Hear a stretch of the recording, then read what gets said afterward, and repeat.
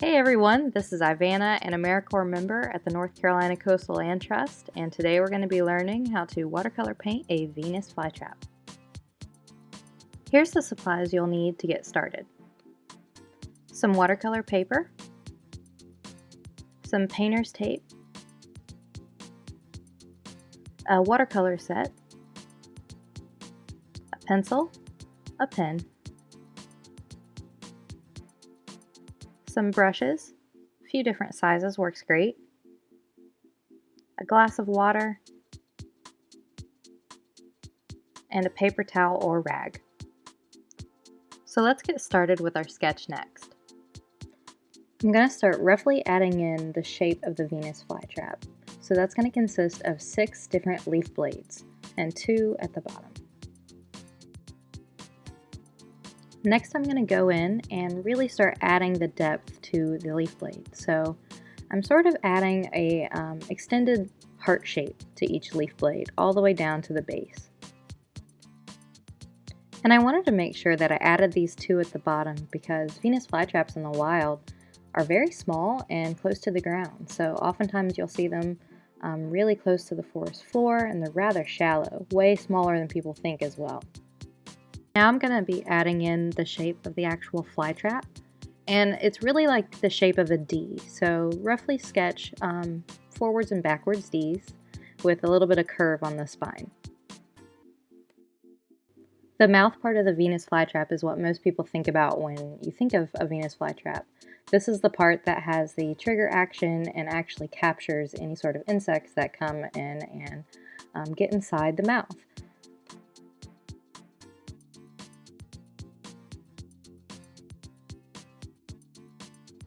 So now I'm going to start darkening up my sketch so I have something to go off when I'm painting. And when you do this, you'll probably want to keep it a little bit lighter, but this is just to show really exactly what I'm going to be painting once we start. So something really interesting to note about the Venus flytrap is what I'm referring to as the mouth, or the part that actually is the trap, is really a modified part of a leaf. And you'll notice here I'm starting to add the teeth on this part of the flytrap, and they really come out of the middle of the spine. So if you kind of draw a middle point in that D and then draw out from that center point. And these are sort of shaped like eyelashes, so they have a bit of a curve to them, but they're thicker at the base where they connect to the mouth and then thinner at the top. And you'll see the one that I'm working on now. I wanted to make sure we had one that's open because the inside of the mouth of the Venus flytrap is this really beautiful maroon red color, so I wanted to make sure we featured that in this painting. So I'm just finishing up these bottom 2 leaves, and we will eventually clean up the sketch with an eraser and just sort of solidify our sketch, but we're pretty much done, and we'll move on to painting next. So you'll see I've used my painter's tape or masking tape to add about 1/4 inch border and tape the paper down to my work surface. I also lightened up my sketch so it'll hide easier underneath the watercolor. And I want to reiterate that you don't need a fancy watercolor set. So long as you have red, green, yellow, and black, you'll be good to go. So I just grabbed my larger brush and I'm dipping right into some green and adding it to my palette. This is a bit of a process and you'll play with it as you learn, but you're going to add water to your brush, dip into the paint, and then put it in your paint area. And I'm basically just adding enough and getting it to the right hue that I think will look good on this first base layer of the Venus flytrap.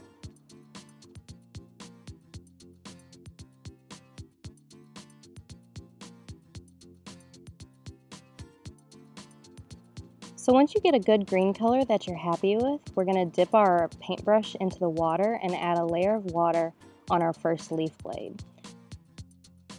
So one important thing to note about watercolor is that the paint will only go where the water is. So anywhere where you paint and the paper is now wet, that's the only place the paint will go. So you'll see I'm just adding in a layer of water exactly where my sketch is, going a little bit over it in places, but pretty much staying between the lines. And I'm making sure to keep a decent bit of water on there. So I'm dipping my brush back into the water, and now I'm dipping it into the paint. And when you start dotting the paint, it'll actually start to move with the water and kind of create its own motion. So you can take your paintbrush, guide the paint around, and make it look how you want it to look. We want some variation. This is just our base layer, so don't worry too much about getting it perfect.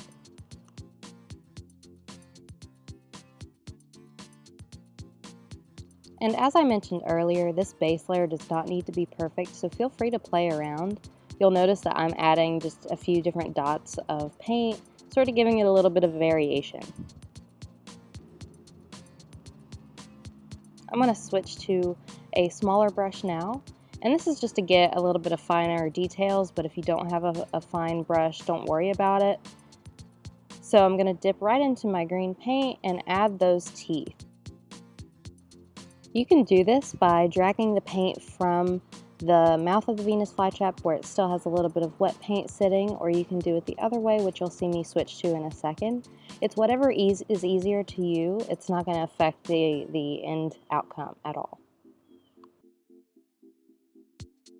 So I think it's kind of fun to note right here is as we're working on the teeth are really what create that cage that prevents insects from leaving once it snaps shut. So the teeth kind of interlock, and that creates the trap. The trap will shut when an insect hits the trigger hairs that are inside the mouth. And once that happens, the trap will snap shut on its hinge. And the teeth on the mouth are already facing inward, so it already has an advantage there. So I switch back to my larger brush, and we're just going to repeat the same process on this other leaf blade. So adding a layer of water, and I'm going to add some water around the outside of the mouth here, because as I mentioned earlier, the inside of the mouth is this beautiful red color, and the outer edges will still have that same green tone to it. So adding just a tiny bit of water on the outside, dipping back into my paint and dotting it in just like we did before, not worrying about making it perfect, and adding a little bit of green on the outer edges of this mouth as well. I'm also going to add a little bit of green in the midrib just to kind of give it a little bit more of a insinuation of a separation there. Now I'm going to start mixing the color for the inside of the mouth, which is that reddish maroon color. So I'm going to start with a little bit of red in my palette, and it'll really depend on what sort of red you're using. Mine is already pretty pink, so I don't have to modify it too much, but I'm going to add just a dot of blue to kind of tone it down, give it a more purple hinge. So I'm taking it on my brush and going to go ahead and add a layer right here to the middle, and don't worry about it mixing. That fade will make it look more natural in the end, so just dotting a little bit of that pinkish paint in there. Move it around with your brush, play around with it, doesn't have to be perfect. Within the mouth of the Venus flytrap, it'll actually secrete a nectar that mimics the smell of flowers or other things that attract insects, and that's what attracts the insects to get inside this trap. I'm going to speed up the footage a little bit, and you can feel free to pause and catch up, but I'm just repeating the exact same process that we did on those first two leaves with a layer of water, adding a tiny bit of paint, and just putting down a nice base layer. You'll see me grab my smaller brush and add the teeth back on the mouths of the Venus flytrap. Nothing perfect, just to get the rough shape down right now. I'm going to do the same to our Venus flytrap that's open and facing us. And don't worry if the green paint starts mixing with the pink paint that we already have down. It kind of helps in the end, so don't worry about it too much. And I mentioned earlier just how small Venus flytraps are. This is basically why they are a fire-dependent species. So a fire-dependent species means that they thrive under conditions where there's regular fire. And this is because the fire will actually burn out the mid-brush and some of the understory and allow more sunlight to reach the bottom of the forest floor. So that way the Venus flytrap can get as much sun as it can, and they also come back pretty quickly after a fire as well. Venus flytraps are actually listed as vulnerable right now, and part of that is due to fire suppression. also habitat destruction and poaching from plant collectors. So I'm just going to continue to add a little bit of green here and there, and also dip back into my pink and start making that mouth of the Venus flytrap that's open a little bit more vibrant. I let my painting dry for a little bit, or if you have a hairdryer, you can speed up the process. But I'm going to start adding in my second layer. And this is really to start adding a little bit more depth to the plant. So I'm grabbing a little bit more green and some yellow. And this is going to brighten up the plant, make it more vibrant, because watercolor is really its best when you layer it. It gets the most color out of it. So adding that yellow to my green, creating a really springy, bright yellow-green. And we're going to add it directly on top of the base layer. And we're really covering the entire leaf blade. You'll notice, again, I'm not being super particular about where I'm putting it, just sort of filling it in. And when you have these little puddles and pools of paint, it ends up making it look a lot better. That variation sort of gives it the natural look that we're going for. I'm touching a little bit of yellow. I just want to brighten it up in places. So taking my yellow, dotting it in here and there, again, giving it that variation that makes it look more real.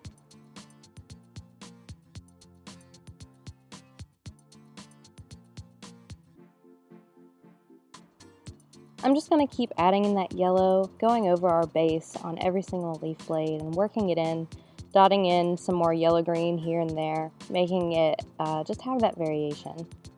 And I think this is a fun time to talk about where you can see Venus flytraps in the wild. So Venus flytraps are only found within about a 100-mile radius of Wilmington, North Carolina, which is where I am. And so you can find them in a few places around town, one of them being the Stanley Reeder Garden. That's in Wilmington, North Carolina. It's a carnivorous plant garden, and you can see pitcher plants, Venus flytraps, sundews, all sorts. It's open year-round to the public, which is a really great resource. It's super accessible. You can also find them at Carolina Beach State Park. Sometimes you'll get lucky and a ranger will be giving a guide, and they'll actually point out the flytraps to you. You can also find them at Green Swamp Preserve, which is down in Brunswick County. A great place to hike and be on the lookout for Venus flytraps. So there are plenty of places in the wild to check them out, and it's really an awesome sight to see.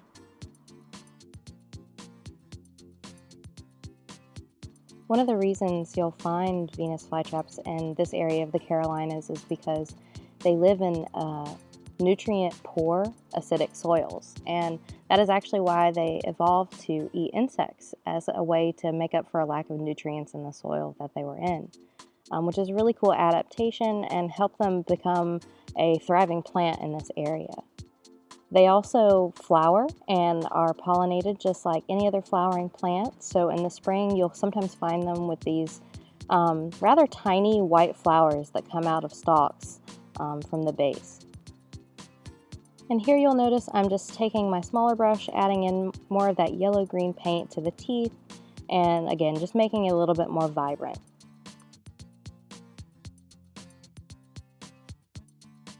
We're going to start in adding some shadows. So I'm going to dip right into the green I've been using, add a decent bit to my little paint palette, and if you have a darker green, like I'm about to touch into right here, this is a great moment. You could also add in a touch of blue, a little bit of black.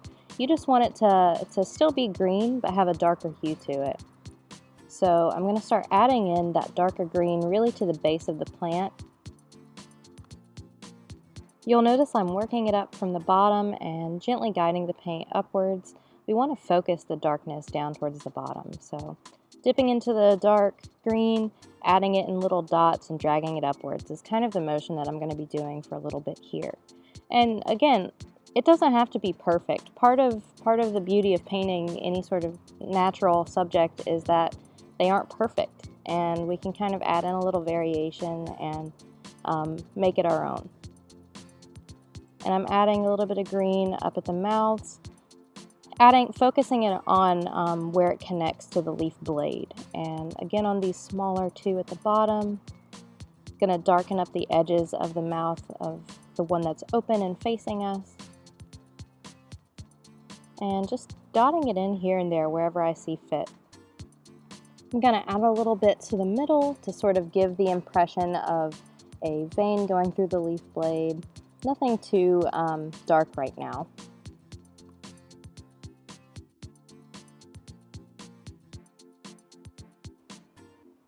I'm going to dot in some dark paint right here at the base and sort of let it spread out however it wants to. Some other fun facts about the Venus flytrap are that it can live up to 20 years, which is a pretty long time for a little plant. And I mentioned earlier about how they bloom with little white flowers. This is because they're perennial, which means that they bloom year after year, and you'll see it usually in the spring.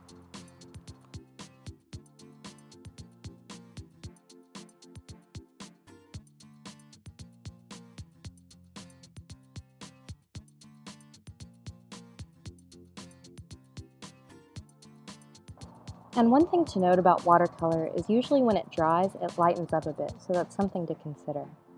So right now I've let my painting dry a little bit before I'm going to go in to darken up some other fine details. So adding a little bit of darker green using my tiny brush.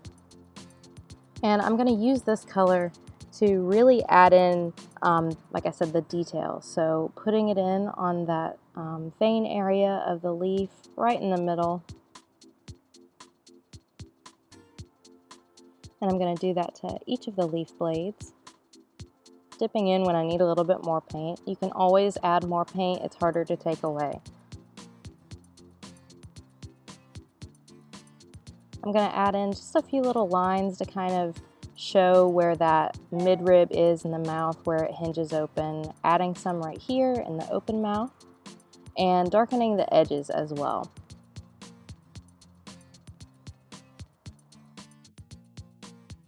So I'm going to clean off my brush now, and we're going to add a very simple little fly to this painting. Really kind of add a cute little detail. And so I'm going to take a little bit of black with my tiny brush, add some water to it. We're going to start with gray and then darken it up later. So load some paint on that brush, and we're going to start with a little oval.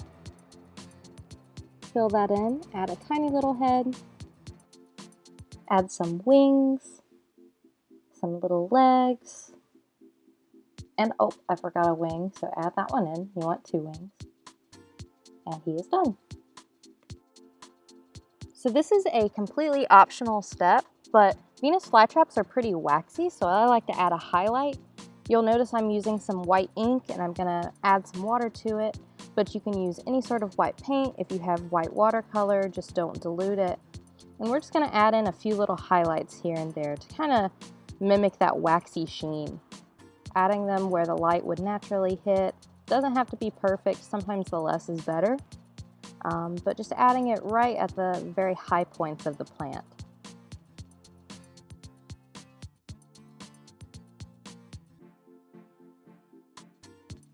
These are some of our final details, so this is a great moment where if you have a patch of green that you want to fix or add a little bit more color, this is a great moment to do that.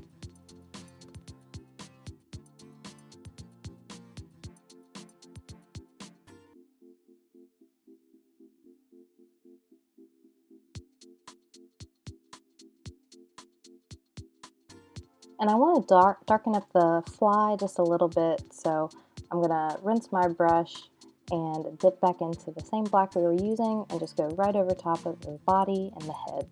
Just sort of darken them up, make them a little bit more noticeable.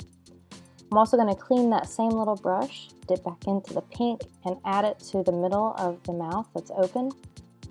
And this is just to make it super vibrant, really show that bright pink coming through. And I'm just going to kind of wash it over the base that we've already put down. I'm also going to take a little bit of brown. This is some brown I already had, but you can just dip into any brown you have.